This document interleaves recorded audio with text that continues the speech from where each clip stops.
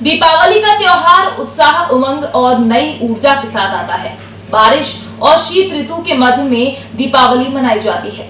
इसमें पर्यावरण और स्वास्थ्य दोनों से जुड़े तथ्य भी समाहित हैं। इस बार धनतेरस के दूसरे दिन दिवाली मनाई जाएगी, यानी 13 नवंबर को धनतेरस और 14 को दीपावली है।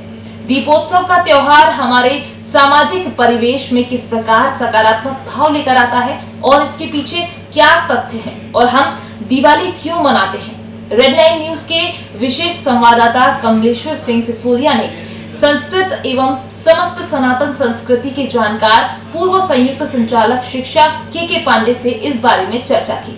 सनातन संस्कृति में दीपावली आशा, उमंग और नव संचार का त्योहार रहता है। इस दीपावली के समय में 5 दिनी दीपोत्सव मनाया जाता है।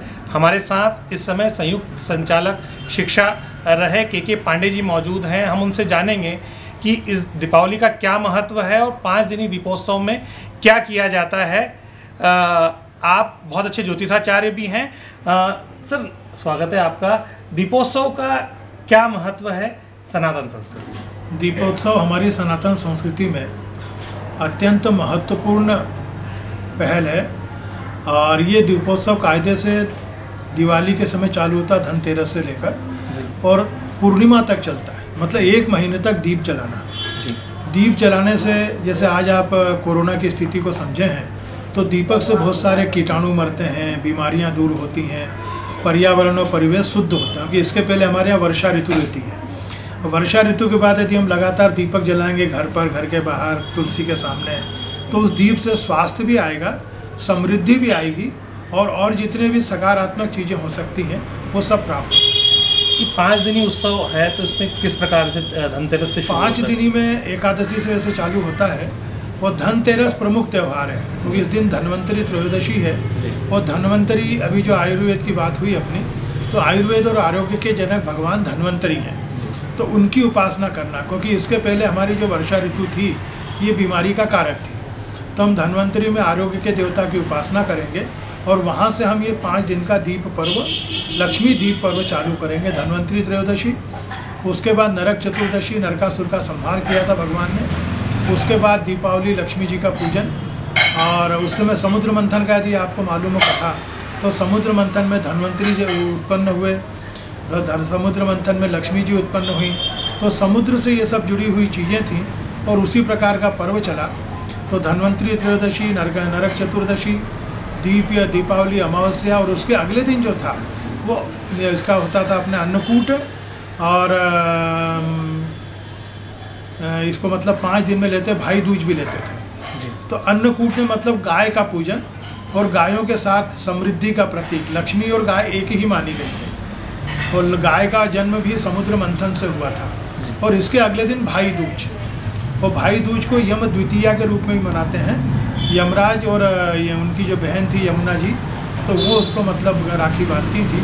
तो एक प्रकार पहला हो गया धनतेरस, नरक चतुर्दशी, दीपावली और अन्नकूट और भाई दूज। इस बार चतुर्दशी और अमावस्या दीपावली एक ही दिन है, मतलब धनतेरस के अगले दिन ही दीपावली मनाई जाएगी। हाँ, इस बार ग्रहों की स्थिति और नक्षत्रों की स्थिति कुछ इस प्रकार है कि 13 तारीख को प्रातः मतलब त्रयोदशी रहेगी और दोपहर तक रहेगी। तो धनतेरस का जो भी काम है, बही खाता लिखना, ये सब वो उस दिन होगा 13 को। उसके बाद चतुर्दशी लगेगी पर अगले दिन 2 बजे समाप्त हो जाएगी। तो अमावस्या का जो दीप पूजन होता है, तो दीप पूजन के लिए सबसे अच्छा समय माना गया गोरज का अथवा मध्य रात्रि का। शास्त्रों में यही प्रमाण है कि गोधूली बेला, तो गोधूली बेला जब रहेगी 5 बजे की, उस समय अमावस्या रहेगी, तो गोधूली बेला में दीप पूजन होगा। और कुछ लोग मध्य रात्रि में करते हैं, तो वो भी 14 की रात में करेंगे। तो आपकी 13 और 14 धनतेरस और अमावस्या इस प्रकार से पूजन होगा। दीपावली को लेकर एक बहुत अलग टाइप का विचार भी कुछ लोगों का आता है, जिसमें कहा गया है कि जब देव उठनी एकादशी है उस समय देव दीपावली मनाई जाती है। क्या उस बारे में थोड़ा सा संक्षेप में बता पाएंगे? आपने बहुत अच्छा प्रश्न पूछा है। और हमारी भारतीय संस्कृति में 2 परंपराएं हैं, लक्ष्मी दीपावली और देव दिवाली। देवोत्थान एकादशी को भगवान जग जाते हैं, उसके बाद उनका मतलब भगवान कृष्ण, भगवान विष्णु और भगवान शिव, इनके बीच में 4 महीने तक शिव अधिपति रहते हैं। और चतुर्दशी से भगवान विष्णु को वो हरिहर मिलन होता है, और उसके बाद जो पूर्णिमा आती है वो देव पूर्णिमा थी। तो उस देवोत्थान एकादशी से पूर्णिमा तक 5 दिन तक दीप पर्व देश के अनेक प्रदेशों में मनाया जाता था।